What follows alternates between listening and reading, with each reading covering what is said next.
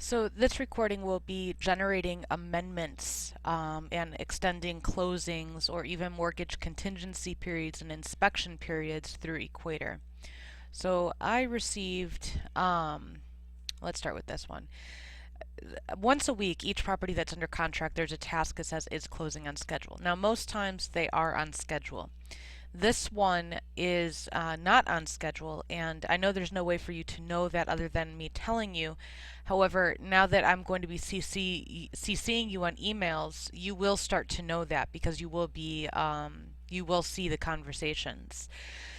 So I'm going to click is closing on schedule, and now the close date is 1/20 on Equator. Today is the 20th. It is not closing today. The seller's attorney did not schedule closing. So our option would be no. Our choice would be no. Amend closing date. Now if you look up here at these comments, the most recent one that would have anything to do with anything, it says closing not scheduled for the 20th, please extend until January 29th. We don't want to give them that much time. So let's do the 23rd. Just check with me, or you know what, I'll just send you an email and ask you to please complete this task. Change reason, we can go through the options, and this one we can find out other. Seller's attorney has not set closing, all parties are ready to close. Save and submit now. Now what I need you to do after that, now what happens is I just completed that task goes to the asset manager reviews the task, and then will approve it, and then you will get a different task, and that task would be send sign amendment. It would be send sign amendment, so we just have to wait for that. In the meantime, while we're waiting for that task, we have to complete the amendment. So what we need to do, and I'll upload this form for your file, but this is 42nd. Let's see if I have one in here.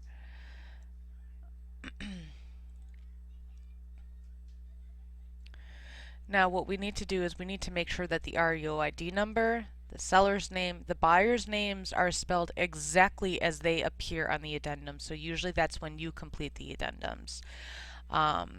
And the property address also reflects exactly as we had to type it on the addendums.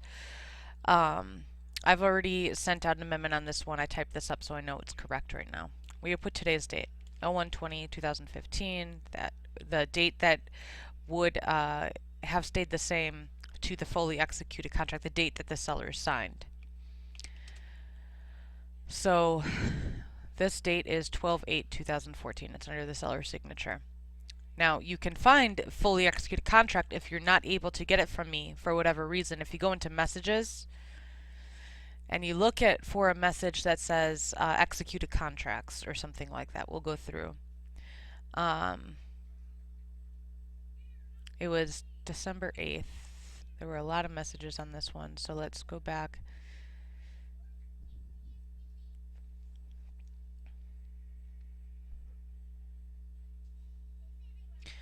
Now, it says executed contract for this property. That's what you want to open. And you will see the fully executed contract. And again, you would go to the last page of the contract or of the addendums, and you would see the seller's signature and the date that they signed, and that date, that December 8th, would go on seller and purchaser entered into agreement dated 12/8/14. So the closing was supposed to have happened today, 01/20/15, but we put it in for the 23rd, I believe. Let's double check.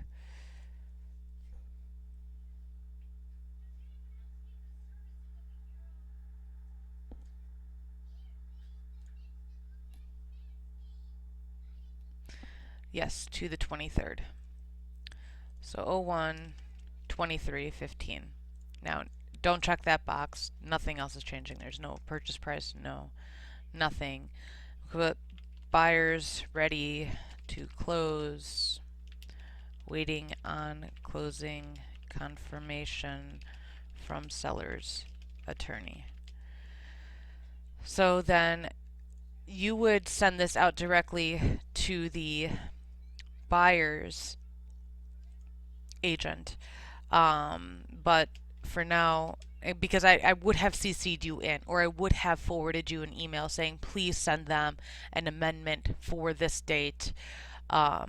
And then we would kind of gauge how you would need to handle it from that point. But for now, I'll just do it. I'll CC you in on it so you can see how it would be done.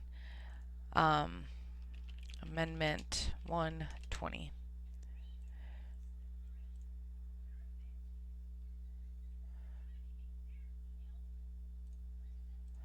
So 525 42nd.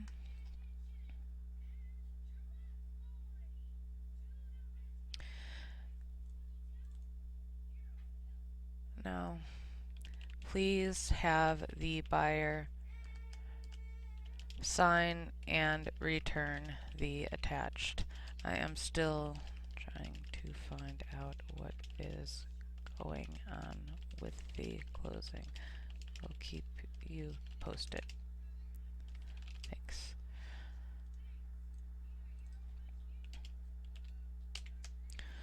So now I'll attach the document I just created.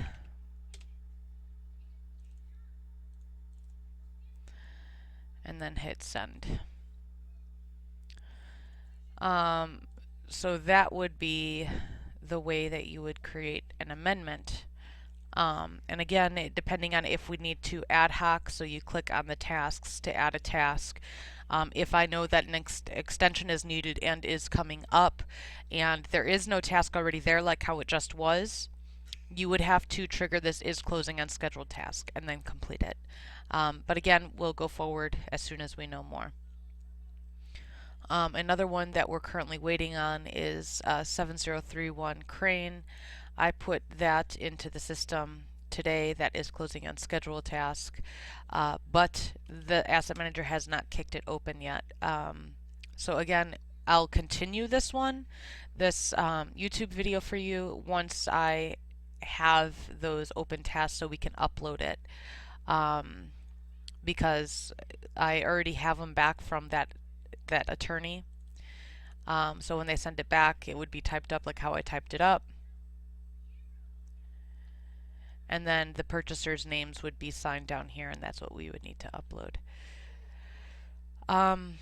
But yeah, so I'll upload this now, and then I'll start with another one on doing seller addendum packages and proofreading those. Thanks.